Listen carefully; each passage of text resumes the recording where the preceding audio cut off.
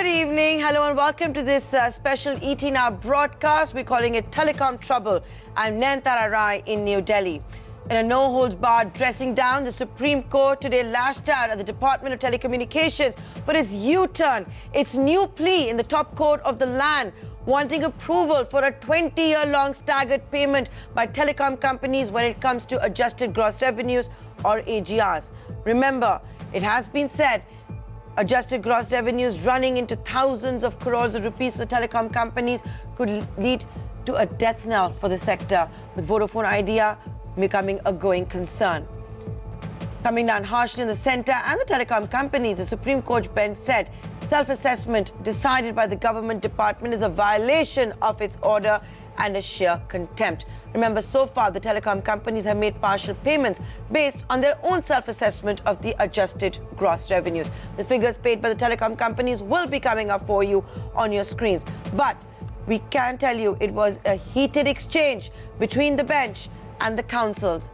Here's my colleague Abhimanyu Sharma, who is present in the Supreme Court, filing this report right outside the lawns of the top court.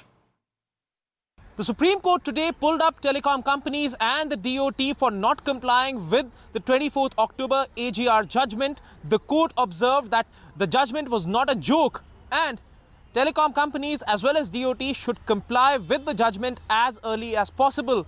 The court also questioned the manner in which different figures of self-assessment or reassessment were being reported in the media and asked telecom companies to refrain from making any calculations and giving any such figures to the media.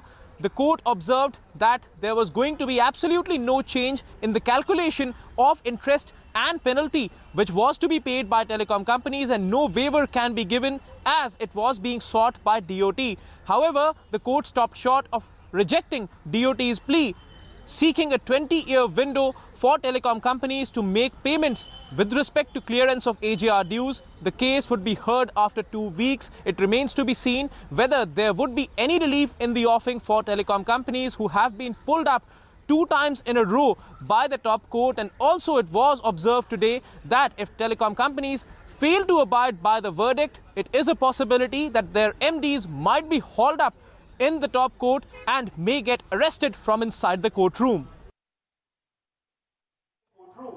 That's right. That was a warning issued by the Supreme Court bench, which includes the Chief Justice of India, that the telecom companies' managing directors, CEOs, top honchos could be arrested if they fail to abide by the order. Joining me to talk more about this, H.P. Ranina. You know him very well. Legal. He's a senior counsel. We're also being joined by Prashant Singhal, a global telecommunications sector leader at EY. On the phone line, we will be joined by Kunal Bajaj, a very well-known telecom expert. Mr. Ranina, since you're the lawyer with us, I'm going to come to you first, and I'm thinking very carefully because I also want to be very careful with my words and ensure that I'm not held in contempt. But when it comes to this case, there is something that has really irked the Supreme Court. We've had all of you legal eagles, legal experts, who have been talking about this for a few months, that if the government wants, it can change the 4 boxes of the contract. And therefore, it should be all right if the government does a U-turn when it comes to its own view of the adjusted gross revenues.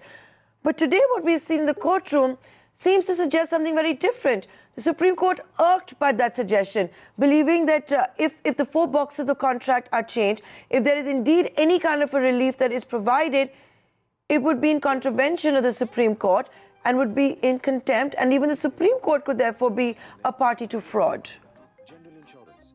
Yes, it's a very decisive judgment, a judgment which says that, look, we are not going to change the order of 24th October. You will have to comply with it, come what may. And neither the DOT or the telcos or anybody else can do anything which is different from what was mentioned in the court order. So it's a clear case of the Supreme Court, taking a firm stand that they will not tolerate any type of deviation. And you can't go on making all kinds of calculations showing that you are in compliance with the law when you are not. So the Supreme Court judgment has to be totally complied with. And this is what has been said. And the 2 weeks which are now given possibly only for giving them some time to pay the amount. But there cannot be any change in the calculation whatsoever. There can be no change in the calculation whatsoever. You have seen the telecom companies carry out some self-assessment, which has also irked the top court. Prashant Singhal, if I could come to you now. We've seen the telecom companies carry out this self-assessment, the idea of which has irked the Supreme Court. The Supreme Court has brought up the numbers and the demands that the government had submitted itself. So if this order now has to be complied with, what happens? And there is no choice. Of course, you have to comply with the order. Yeah, so I think so there are two parts to it, Nandara. I think when we are looking at the compliance of the order, of course, is laying down the principles on the various heads of the revenue which should be taxed. And I think based on the self-assessments which have been done and by the telecom companies, those heads would have been included. And if I were to just go by the various press reports, there are some errors or computational errors or mistakes which were there. The telecom companies have included the principal, interest, penalty, and interest on penalty. Of course, if the principal comes down, we need to understand that if there is the principal is 30% of the total demand and 70% is interest on penalty and penalty. So if the principal comes down by 10%, it's not a 10% overall impact. It's a 10% multiplied by 3 times. It's almost a 30 or 40% impact. So I think in principle, the Supreme Court judgment is obviously being followed and by the telecom companies, as I understand. It's obviously the numbers which are different, and there may be some reconciliation on the principal side, which then impacts the interest penalty and interest on penalty. Now, if the numbers are given what they are, and if they have to be paid irrespective of any kind of errors which may have gone in at the time of computation by DOT or the demands which have been raised by DOT, then there are big numbers, right? And if those have to be paid, I don't know if the telecom companies today have the wherewithal to pay those kind of amounts. We are talking about $15 billion. They may have been almost 3.5 paid. We're still talking about $12-13 billion to be paid over a 2-week period. I mean, it is going to be extremely uphill task, and especially in the situation that we are in, vis-a-vis the sector and vis-a-vis the economy and vis-a-vis the overall world. Let me just take you through some of the observations that were made by the Supreme Court bench today, with Justice Arun Mishra saying what is happening is shocking. Self-assessment will trigger 3rd round of litigation. It's public money someone is trying to pocket. The Department of Telecommunication is saying we are excessive. This is subterfuge on public money not paid for 20 years. Do companies feel they're more powerful? If you want us to be harsh, we will call all MDs of telecom companies and send them to jail from here. We're doing this for public. This court is losing efficacy due to such acts. These are observations that have been sent by my colleague Abhimanyu Sharma. All of these observations, of course, are being reported widely in the media as well. Kunal Bajaj, if I can come to you. We saw those observations. We saw a Supreme Court bench which was upset with the petition and that had been moved by the telecom department seeking relief. And the question I also want to ask you is that you've seen a sudden U-turn by the telecom department. And to be fair, it is also after a lot of public pressure. The same media articles and maybe the Supreme Court is also referring to in its observations. So in that sense, there has to be some accountability. It is the same telecom department. And don't forget, under this regime, the telecom minister and the law minister is the same. There has to be some accountability. You've been insisting, you've given figures to the Supreme Court, and after a verdict going a certain way, you want to change things. So is the Supreme Court is right in being upset? Yes, so Nantara, hi, good afternoon. I completely understand, the agitation that the Supreme Court might be coming with from that perspective, that, the department itself has actually been pursuing this case for a number of years, has been advocating for things to be dealt with a certain way, and now they're also coming and basically doing some U-turns. So there would certainly be a question at the highest court about what is the court actually being used for and what is the purpose of the ruling that they're coming out with. But I think what probably mistakenly or in the course of this entire thing got overlooked was to actually test the veracity of the numbers and the veracity of the calculations that were being put forth by the Department of Telecom. And I think what Prashant had said earlier as well, that if there are errors in those calculations, then I think everyone in the ecosystem needs to be given the opportunity to basically go back and do the thing that's right, as long as the principle of the judgment is being offered. Now, whether the action should be taken against the Department of Telecom or the action should be taken against the telcos for that, I mean, that's, I guess that's a different question. But, the original judgment that came out from the Supreme Court was primarily about the principles and what had to be followed and how. And as far as I know, or as far as I can recall, the numbers were not specifically mentioned that the Supreme Court is mandating a certain set of numbers. It was more along the lines of the numbers the Department of Telecom had put forward. So, who is to be blamed in that situation if the Department of Telecom is making a U-turn, or if there is a quote-unquote a self-assessment being made? We can leave that open. But yes, to your point about having accountability and about the judges of the Supreme Court having a certain level of aggravation around this definitely does make a lot of sense. But it doesn't mean that we should go down the wrong path and basically force people to pay the wrong amount.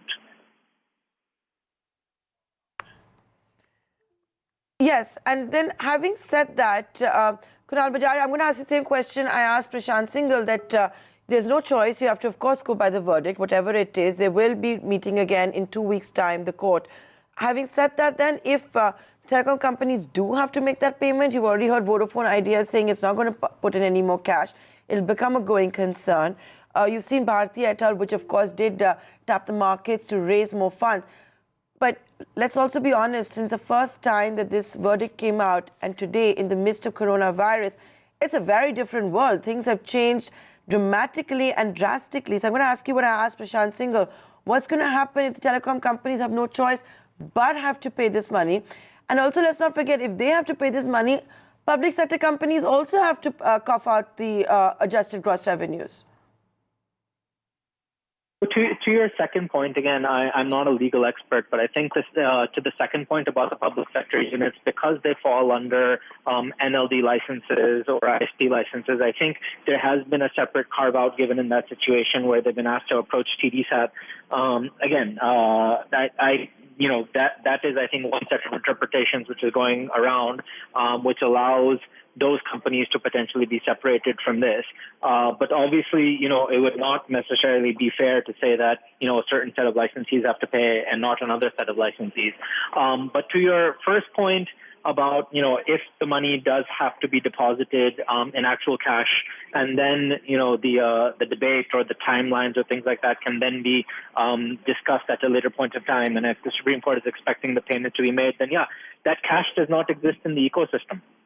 And, even Bharti Airtel, who has paid the entire amount plus paid an additional 5,000 crores on account, they would need to pay even much more than what they've paid already, let alone VIL, which, has only paid so far the principal amount and has paid nothing towards the interest and interest on penalty. So that cash, I don't think exists in the ecosystem today with the primary operators who would have to make that payment. So there would definitely be some drastic things that would happen over the next 2 weeks because of that.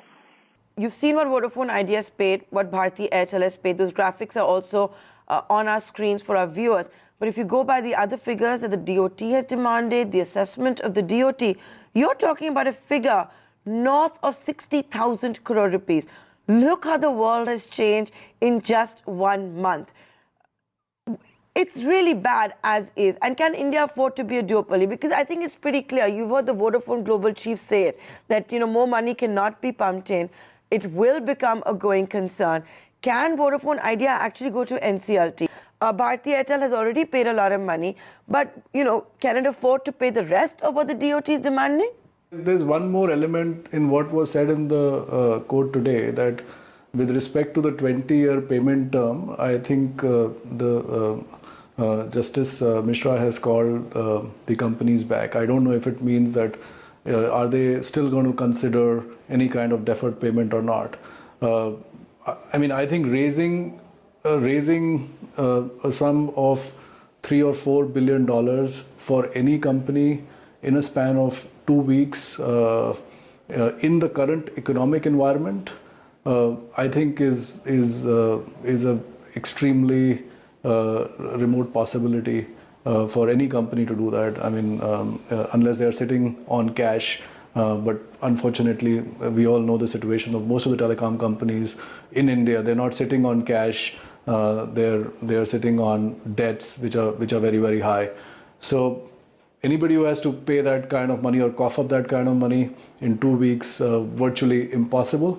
But having said that, it's really let's also see, because if after 2 weeks the justices call them back, I'm sure it is to relook at some of those payment terms, provided the amounts are in some form or the other settled.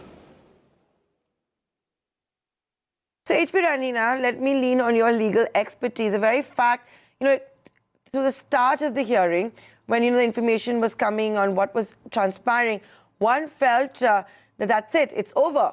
There's going to be no self-assessment. The court is very, very upset, and an order would be issued that you better pay the rest. But that hasn't happened.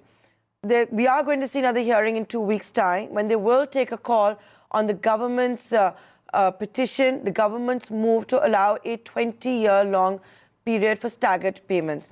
So it's not over. It's not end game today, at least. Does that give a ray of hope? The very fact that the Supreme Court, which is very upset, which in the past has also said things like, we will arrest your MDs. In the last hearing, it also talked about, why is the court even open if its orders are not being respected and carried out? There is a ray of hope, according to you? Yes, the ray of hope is that so long as the figure is not tampered with or in any way whittled down or changed, the court should consider may agree to the deferment of the payment terms. So possibly that is the way out, and I think the court also realizes the difficult situation in which every company is in today because of the coronavirus and other aspects. So they will, I think, take a view on that, and that is why this 2-week period is given. And, you remember if I'd spoken to you 1 month ago, and I'd said that perhaps one of the ways of getting over this problem was to bring in legislation before today, and then if they wanted to change the formula for payment, what is the amount to be paid, what should be waived or not waived, all that could have been done in the form of legislation. In that case, this thing could have been sorted out and the court would have taken cognizance of the new law. But now that there's no legislation, the old law remains, and therefore the Supreme Court has insisted that you have to go by the law as it is, and neither the government nor the telcos can change it. That is the whole issue. Now the only question is about the staggered payments, and that is the one window which is left open. And I think that should somehow try to resolve the situation as much as possible, as far as they can. That's what I feel. That's the only hope I think the telcos have today. And very quickly before I wrap up this conversation, I want to lean in on the two telecom experts and make this the final question. Enough has been spoken about duopoly. There is a ray of hope. Let's not call it an end game till it's really an end game, right, gentlemen? We have enough gloom and doom around us. Kunal Bajaj, it's pretty clear that a danda had also been issued by the government, which is why you had seen prices and tariffs being raised by all the telecom companies within a few days of each other. Do you think it's time there should be a floor price? Is this the telecom company's own doing also to be in the debts that they are in? It's all well and good to blame the government for not having the right definition of adjusted gross revenues, a 20-year-long litigation. But, they also have to be held responsibly. Yeah, so definitely I think the telecom companies, I agree with you, are to be held responsible for the way the process was gone through. Maybe not challenging the numbers of the Department of Telecom at the right steps as they were going through the litigation, and ensuring that that was one of the points that would actually be part of the litigation, and assuming that that would be dealt with later, or assuming that the verdict would come in their favor. Like you said, establishing the right debt structure, all of those things would definitely be something that needs to be looked at. Now, I think looking forward, like you mentioned, there's hope around a potential 20-year approach. There's hope around floor pricing that will help improve the economics. I think we're all waiting for the current quarter's numbers to come out, where there will be a full quarter's impact of what the last round of tariff raises would actually yield. Because when they were done, we only had a partial quarter impact when the last set of earning numbers came out. And I think overall analysts are quite optimistic that there's going to be quite a positive impact on margins, and particularly on data revenues and data earnings. So all those things could certainly help. But again, it goes back to what the other panelists are also saying, that an expectation of immediate amount of cash to be available, for that cash to be made available in today's economic environment, and to be have that force to be paid, that would definitely create maybe irreversible damage. But if there is a way out of that, then that would certainly allow for a potential recovery in the sector. It's not just the telecom sector. You have to also talk about the banking sector. Prashant Singhal, look at the exposure of the telecom companies to banks. It's a very worrisome situation. It cannot be isolated. You can't isolate telecom from the rest of the economy, and the domino effect will begin from the banking landscape as well. You've just seen the failure of a private sector bank being rescued by SBI, at $10 a share. I'm of course talking about Yes Bank. Can we afford more disruptions in the banking sector? I would say no. We already have a black swan in the form of COVID. So having said that, at the same time, the government is making other kind of murmurs. It wants a 5G auction. It won't revise the price of the 5G auction. It wants to, today itself, the telecom minister has said he wants to see the revival of BSNL and VSNL. At some level, I'm going to ask you this question, and pardon my crudeness when I ask you this. What is the government thinking? Yeah, I think it's a very good question. I think the important thing is that the sector clearly needs revival. The sector is burdened with debt. The tariffs, in spite of the increase, are very, very low. I think our margins in the sector are lowest amongst the, you can pick up any geography in the world. And I think the more important part is that today's situation that we are all sitting in, and we are talking about work from home, that's only a possibility because of the investments which went into the sector. So this sector we cannot afford the sector to come down. The implication of the sector coming down is going to be far more and far greater, right? It's a great situation. So, and had we allowed these companies to make more and more investments and taken away the uncertainty, maybe the speeds and the broadband connectivity may have been far better than what it is right now. So, and the value chain you talked about, I wouldn't just talk about banking. Banking is going to get badly affected if, any of the companies were to come down. I think there is also a larger ecosystem, which is the tower companies, which is the equipment companies who provide equipment and employment into the country. There are advertisement companies. I mean, everything and anything is linked to telecom, because telecom used to be at one time the largest spender when it comes to advertisement. It used to be the largest spender, or employment was fairly large amongst all the other services sectors.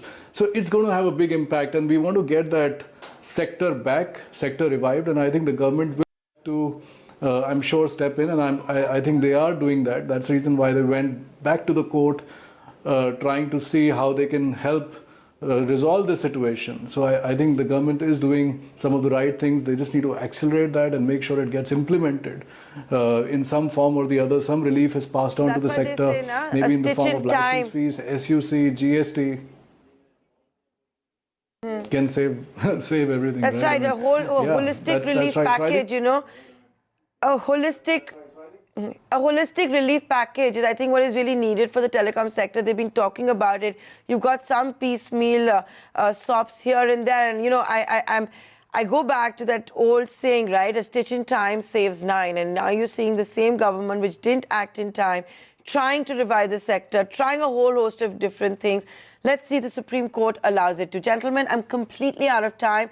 Many thanks for joining us this evening right here on ET Now to discuss this burning issue. We'll be back with you in 2 weeks. Here's an open invitation to be back with us in 2 weeks when the Supreme Court reconvenes for that hearing. And with that, ladies and gentlemen, we're completely out of time. Many thanks for watching this special broadcast.